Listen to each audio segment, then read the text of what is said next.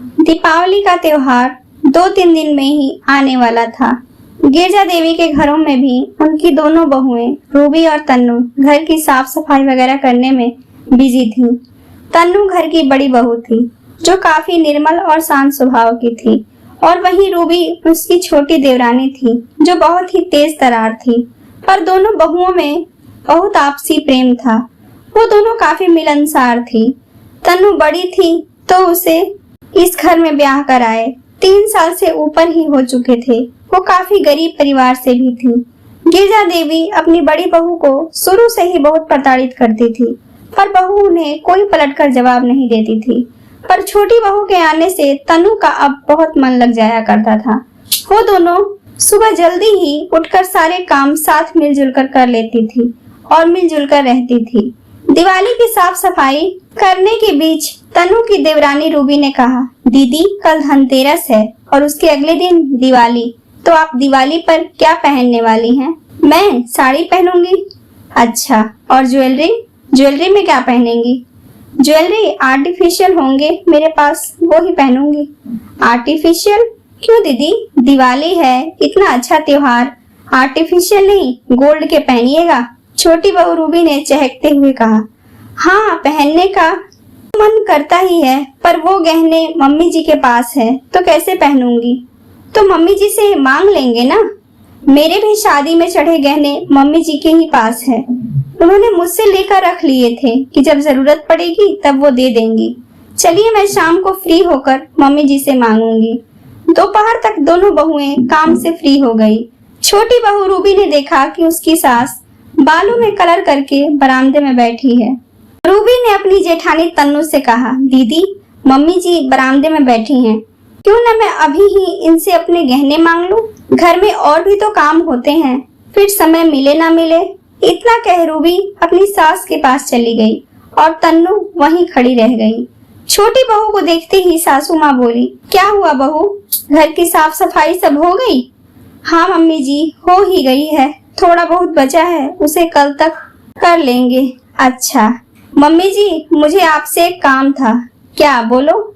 Mummy जी, मुझे गहने चाहिए थे, परसों दीपावली है, घर में और भी काम है, समय मिले ना मिले तो मुझे वो गहने दे दीजिए। मैं उनमें से 1-2 हल्के फुल्के अभी पहन लूंगी। ये सुन गिरजा जी बहू को एक टक घूरते हुए बोली, अच्छा बाद में ले लेना, अभी मैं यहाँ थोड़ा आराम कर रही हूँ। ठीक है मम्मी, कहकर रूबी वहाँ से चली गई। जब वो अपनी जेठानी के पास गई तो बोली, दीदी आप भी मेरे साथ क्यों नहीं गई मम्मी जी से अपने गहने मांगने? ये सुन उसकी जेठानी कुछ नहीं बोली और वहाँ से चुपचाप चली गई। थोड़ी देर में देवरानी अपने कमरे में चली गई और अपने हाथों में मेहंदी लगाने लगी। कुछ समय बाद सासू माँ हॉल में टीवी देख रही थी तो छोटी बहू ने फिर से आकर कहा, मम्मी जी आपने मेरे गहने निकाल दिए तो दे दीजिए। अरे बहू, तुम्हें दिखाई नहीं दे रहा? मैं अभी टीवी देख रही हूँ, बाद में निकाल दूंगी। रूबी ये सुन वहाँ से चली गई। फिर धीरे धीरे रात हो गई, पर रूबी ये देख रही थी कि उसकी बड़ी जेठानी अपने गहने सास से नहीं मांग रही थी। तभी जब उसकी सास रात का खाना खाकर अपने कमरे में सोने के लिए जाने लगी, तभी छोटी बहू ने फिर से कहा, मम्मी जी गहने दे दीजिए मेरे, कल परसों त्योहार है घर में। अरे बहू, तुमने तो सुबह से दिमाग खराब कर रखी हो, अभी लाती हूँ, सब्र करो। इतना कह गिरजा जी अपने कमरे में चली गई। गहने के डिब्बे लाकर बहू को दे दिया। लो पकड़ो अपने गहने, गिरजा जी मुंह बनाती हुई बोली। सास का ऐसा व्यवहार देख उनकी छोटी बहू को बहुत बुरा लगा, पर वो चुपचाप गहने ले ली और फिर वो अपने कमरे में चली गई। पर वहाँ उसने देखा कि उस बॉक्स में तो केवल एक आध ही गहने थे, हल्के फुल्के, एक पतली सी चेन, कान की बाली, एक पतली सी पायल और एक अंगूठी। रूबी को बड़ा अजीब लगा। वो अपने सास के पास जाकर बोली, मम्मी जी ये क्या दिया है आपने? इसमें तो मेरे चढ़े हुए ससुराल वाले गहने हैं ही नहीं। दिमाग तो ठीक है ना तुम्हारा? सब है, देखो। मम्मी जी ये देखिए आप ही, यही तो है इसमें, एक कान की बाली, एक पतली सी चेन, एक पायल और एक अंगूठी। वो जो आप लोगों ने मुझे चढ़ाए थे शादी में, हार, कंगन, टीका, वो सब तो है ही नहीं इसमें। जो गहने मैंने चढ़ाए थे वो तो मेरे अपने गहने थे, तो वो मेरे पास हैं। और फिर ये गहने, ये पायल तुझे मुंह दिखाई में मिले थे मेरे रिश्तेदारों की तरफ से। ये अंगूठी मैंने तुम्हें दी थी मुंह दिखाई में, और ये कान की बाली और चेन तुम्हें तुम्हारे मायके से मिले थे, तो ये ही हुए ना तुम्हारे। वो चढ़ाए हुए गहने मैंने बनवाए थे।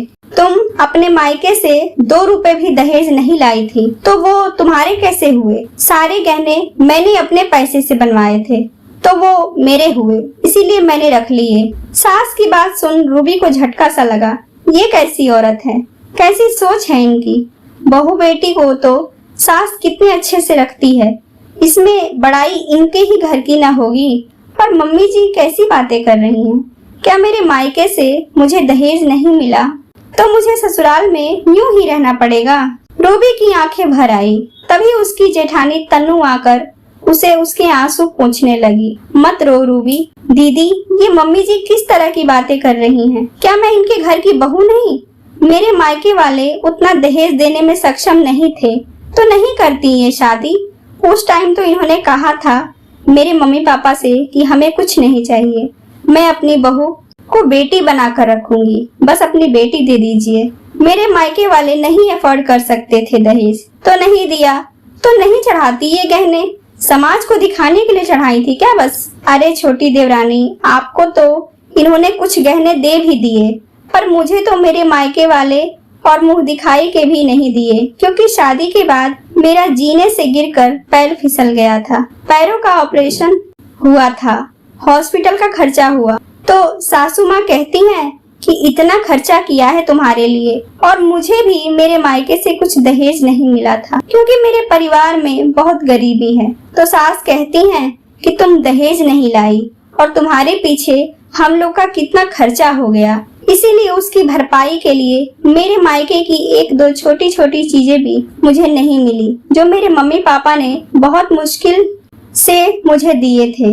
मैं इसीलिए आर्टिफिशियल पहनती हूँ, और मम्मी जी सबसे ये कहती हैं कि मैं गोल्ड ज्वेलरी नहीं पहनना पसंद करती, जबकि वो तो मुझे देती ही नहीं, और बाहर वालों के सामने यही बोलती हैं अपनी इज्जत ढकने के लिए कि बहू गोल्ड ज्वेलरी नहीं पहनती है। अच्छा ये बात है दीदी, पर अब चुप रहने से काम नहीं चलने वाला। अगले दिन दिवाली थी। दिवाली की लड़ियों और फूलों से घर सजा हुआ था। शाम होते ही लक्ष्मी पूजन का समय हुआ।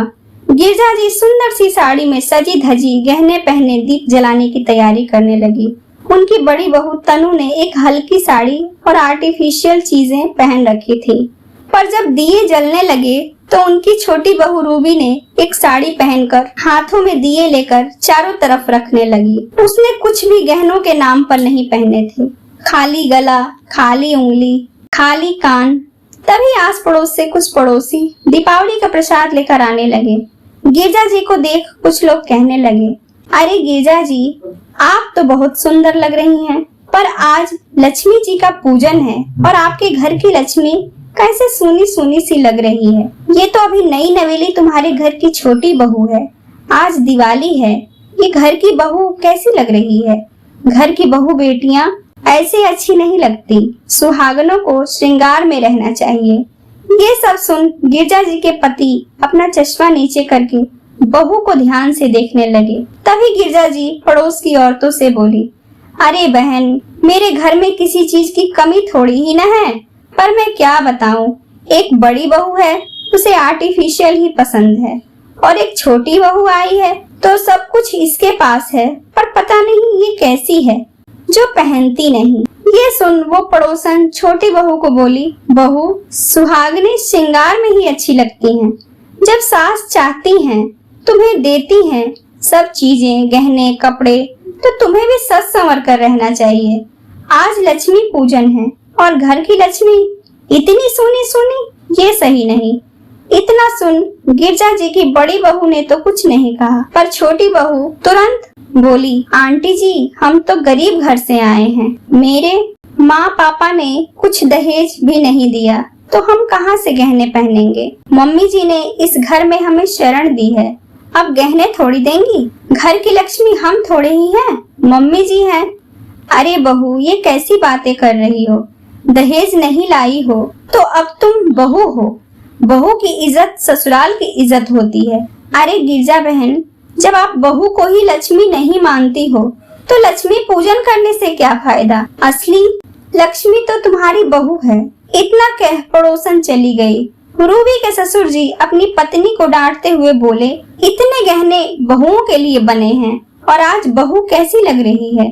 शादी में चढ़ाए गहने बहू के लिए बने हैं ना, तो बहू को दो अभी मेरे सामने। वो बहू के हैं तो जो चीज जिसकी है उसके ही पास रहेगी। गिरजा जी झल्ला कर गयी और सभी चीजें लाकर अपनी दोनों बहुओं को दे दी। नहीं पापा जी, ये मम्मी जी के हुए ना गहने, क्योंकि मैं तो दहेज लाई नहीं।